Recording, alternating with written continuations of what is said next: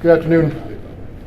Last Wednesday, the Cleveland Police Patrolmen's Association unanimously endorsed Bob Reid for Cuyahoga County Executive. Bob's experience in law enforcement and public safety, along with his management and knowledge of current county government, was critical in our endorsement. Bob Reid's experience include former sheriff, police, chief, and veteran of the United States Army. In addition, his city management executive experience sets him apart from any other candidate in his race. He has a proven track record in facilitating contracts, managing thousands of people in multiple capacities, and is a proven administrator and a leader to the public. Mr. Reid. Thank you very much, Jeff. I really appreciate it. Thank you. Thank you. Thanks very much, CPPA, President Fulmer, Vice President Ross, and all the executive board. I'm very, very pleased by this. I've worked with the Cleveland Police Patrolmen's Association in the past collaboratively on projects. We've supported each other, so I'm very, very pleased that and honored to have the CPPA endorsing me for the county executive's position.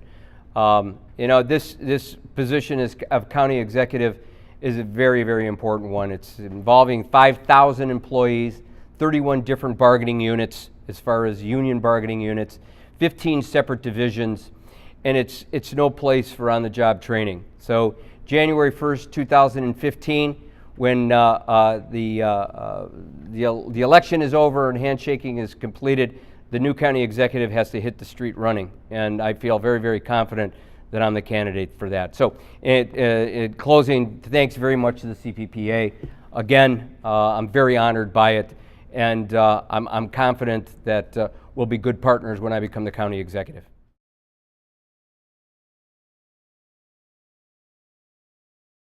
Well, this is an organization that represents 1,400 plus employees in the Cleveland Division of Police, dispatching, patrol officers. It's an honor for me. I started as a patrol officer in the city of Bedford in 1975. I was president of the union in the Fraternal Order of Police with the city of Bedford. So to have partners with CPPA, it certainly takes me back to my patrol officer days, but it also takes me back to the days that I negotiated contracts one of the first unions in the southeast area of Cuyahoga County that negotiated contracts for police. So the bottom line, it's a real honor.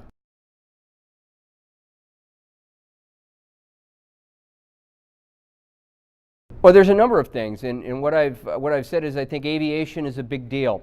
The Cleveland Police have approached me in the past as county sheriff to expand their aviation unit, that the county and the city become partners so that those helicopters can be up in the air 12 hours a day during high peak time, 7 days a week.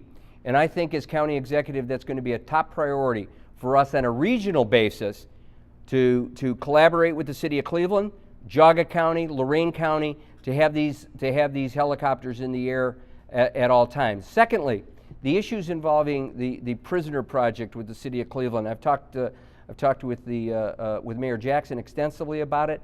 I think it's a good fit for the city, for the city and the county to partner on that prisoner project where the county takes all the prisoners, like many counties do throughout the state of Ohio. I think it's time to do that. One, I think the county can save a lot of money for the city of Cleveland, and two, and just as important, if not more important, make it more expeditious to bring prisoners into the system so that Cleveland police officers can drop a prisoner off and at the same time get out on the street much quicker. And I think that's a big deal.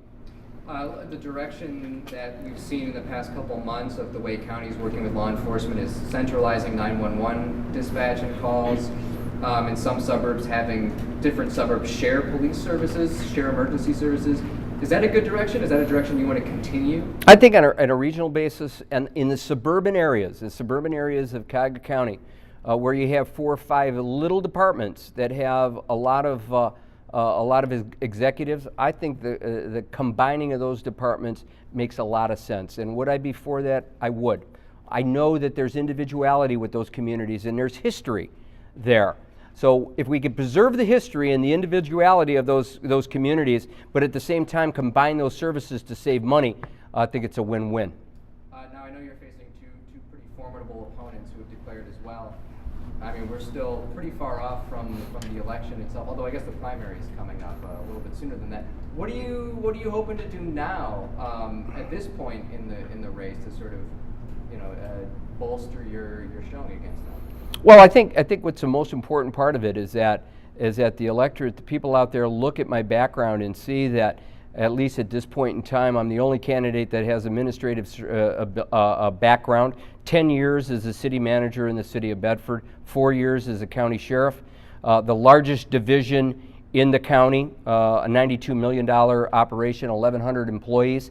So I've got the background for it. I think what the people need to do is they need to look side by side on the candidates that are out there for the county executive's position, see who's got the most experience, 38 years in public service, and I think that the choice will be very clear.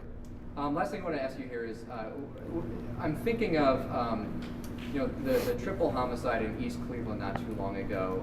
Some question as to could a city like East Cleveland have more police on the street? Could they have more police on the beat? When we do have situations with suburbs with declining tax revenues, they're laying off emergency workers.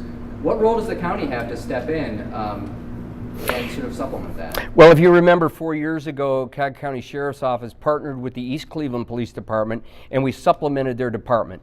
We had eight deputies that were assigned to East Cleveland. East Cleveland did a nice job in getting their ranks greater through grants. Now it's coming the opposite way. Would we look at, as a county, look to East Cleveland and say maybe it's time to again partner? That's a good possibility that we could do that. But here's, I think, even considerably important, is the issue of abandoned and properties, foreclosed properties. 4,000 alone in the city of East Cleveland, 15,000 countywide. And you know what? Those are areas where crime and look what happened in East Cleveland, where these poor women were dragged behind these homes or taken into these abandoned structures that shouldn't be there.